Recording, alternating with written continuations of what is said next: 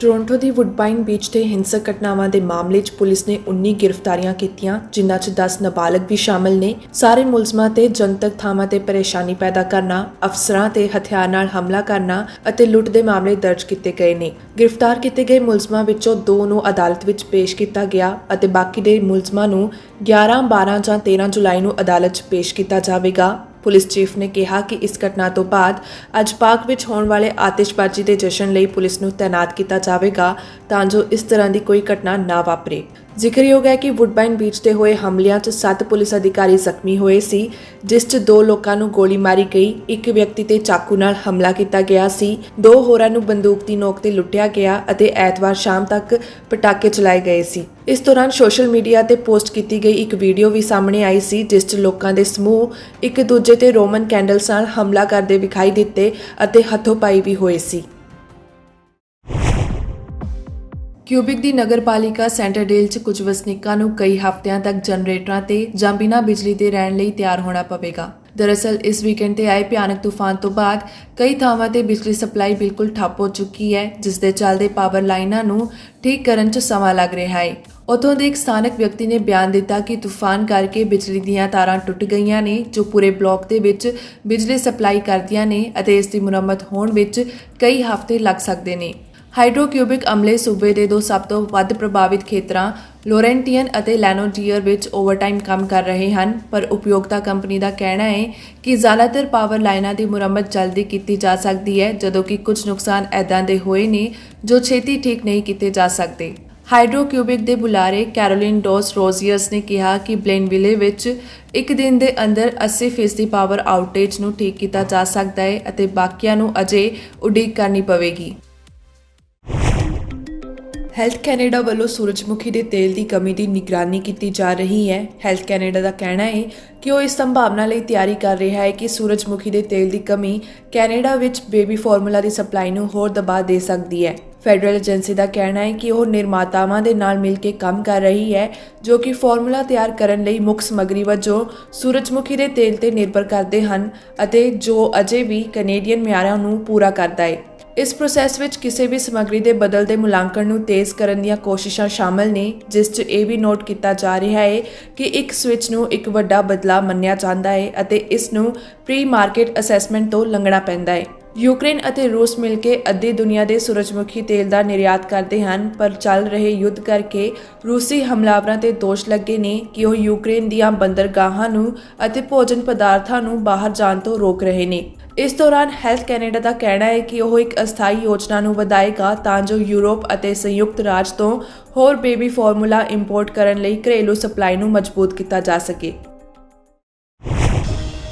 Winnipeg police ਇਸ ਸਾਲ ਸ਼ਹਿਰ ਦੀ 21ਵੀਂ ਹੱਤਿਆ ਦੇ ਮਾਮਲੇ ਦੀ ਜਾਂਚ ਵਿੱਚ ਕਤਲ ਨੂੰ ਅੰਜਾਮ ਦੇਣ ਵਾਲੀ 2 ਸ਼ੱਕੀ ਔਰਤਾਂ ਦੀ ਪਛਾਣ ਲਈ ਲੋਕਾਂ ਤੋਂ ਮਦਦ ਦੀ ਮੰਗ ਕਰ ਰਹੀ ਹੈ। ਦਰਅਸਲ ਵਿਨੀਪੈਗ ਵਿੱਚ ਹਾਲ ਹੀ ਵਿੱਚ 25 ਸਾਲਾਂ ਦੀ ਡੋਰਿਸ ਲੀਡੀਆ ਟਰਾਊਟ ਦੇ ਕਤਲ ਦਾ ਮਾਮਲਾ ਸਾਹਮਣੇ ਆਇਆ ਸੀ। ਟਰਾਊਟ ਦੀ ਲਾਸ਼ 19 ਮਈ ਨੂੰ ਕੈਨੇਡੀ ਸਟਰੀਟ ਦੇ 400 ਬਲਾਕ ਵਿੱਚ ਇੱਕ ਅਪਾਰਟਮੈਂਟ ਬਿਲਡਿੰਗ ਦੇ ਸਾਂਝੇ ਖੇਤਰ ਵਿੱਚ ਮਿਲੀ ਸੀ। ਪੁਲਿਸ ਨੇ ਕਿਹਾ ਕਿ ਜਾਂਚ 'ਚ ਸਾਹਮਣੇ ਆਇਆ ਕਿ ਟਰਾਊਟ ਦੀ ਮੌਤ ਇੱਕ ਹੱਤਿਆ ਹੈ ਅਤੇ ਮਾਮਲੇ 'ਚ ਪੁਲਿਸ ਵੱਲੋਂ ਜਾਂਚ ਜਾਰੀ ਰੱਖੀ ਜਾ ਰਹੀ ਹੈ।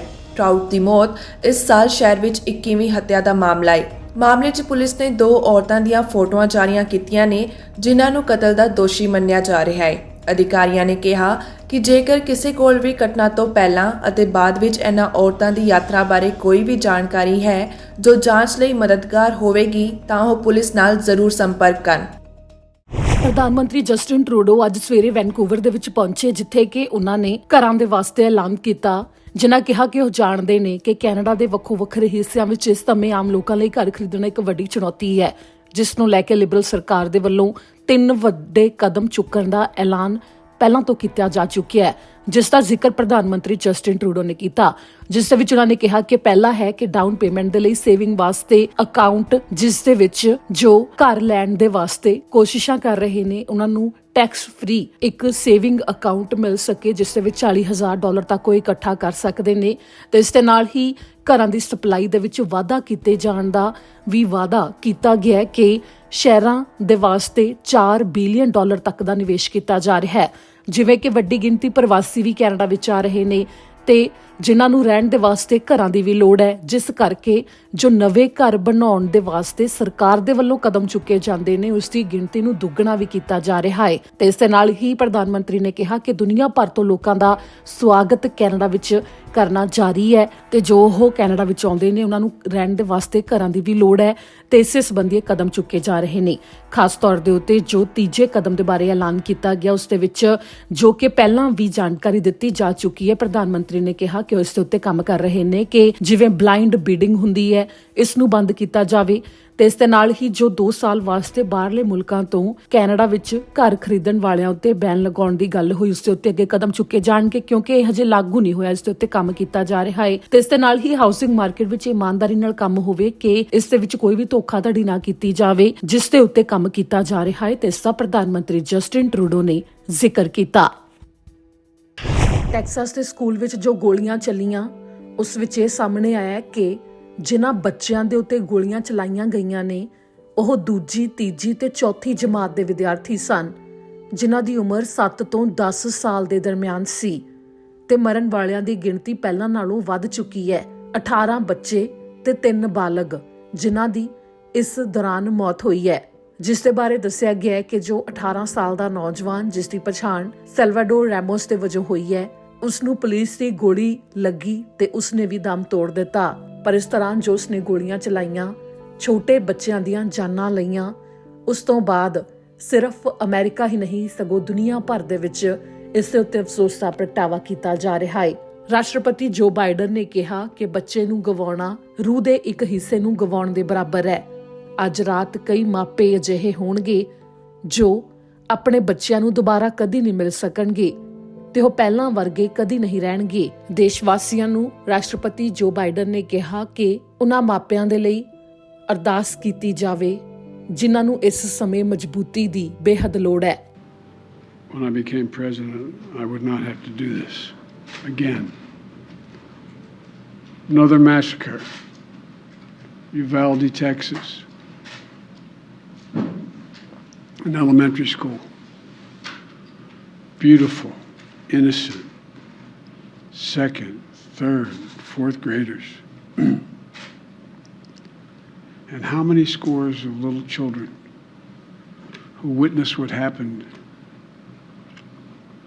see their friends die as if they're on a battlefield, for God's sake.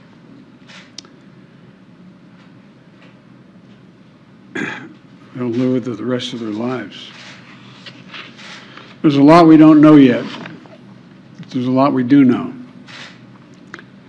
The parents who will never see their child again, never have them jump in bed and cuddle with them. Parents will never be the same. To lose a child is like having a piece of your soul ripped away.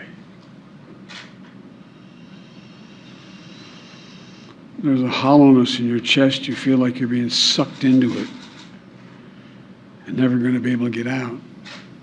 Suffocating. And it's never quite the same.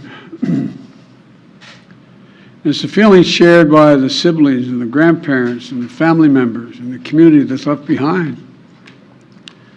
Scripture says, Jill and I have talked about this in different contexts, in other contexts.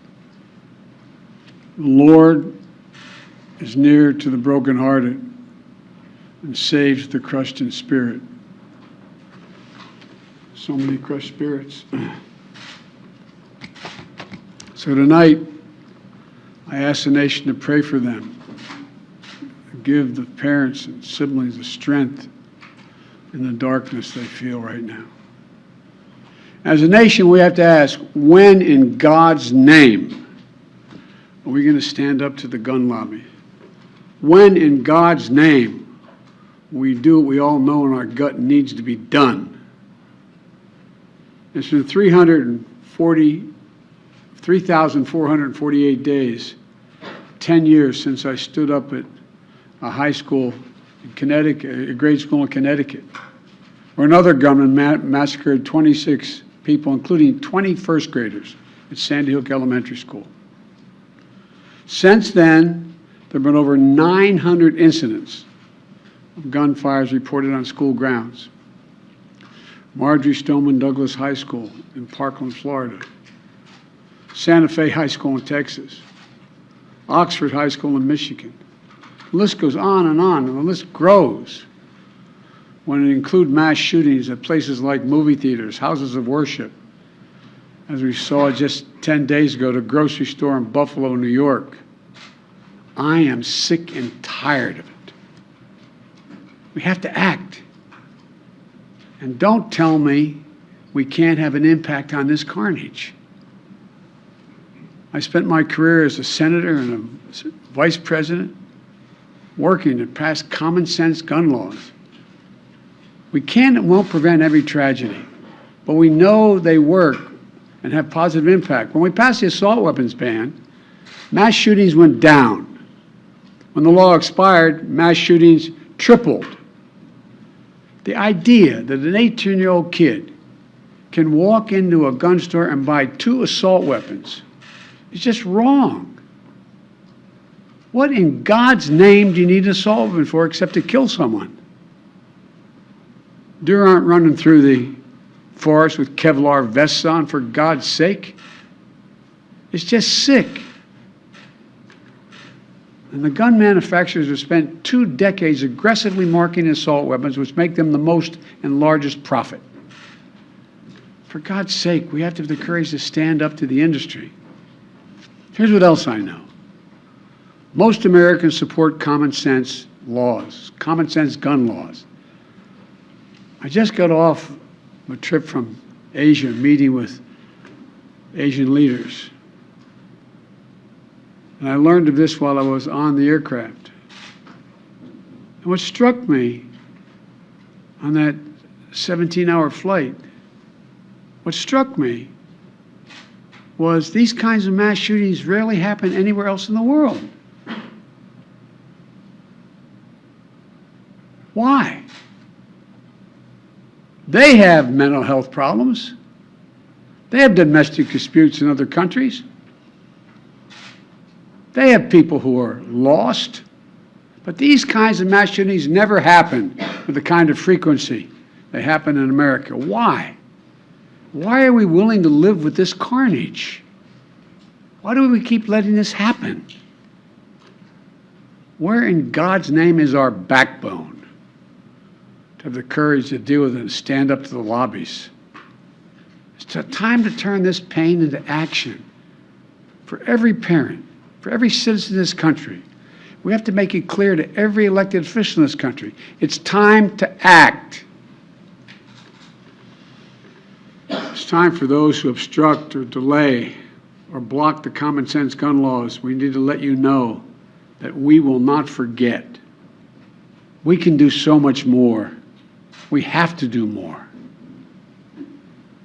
Our prayer tonight is for those parents lying in bed and trying to figure out, will I be able to sleep again? What do I say to my other children? What happens tomorrow?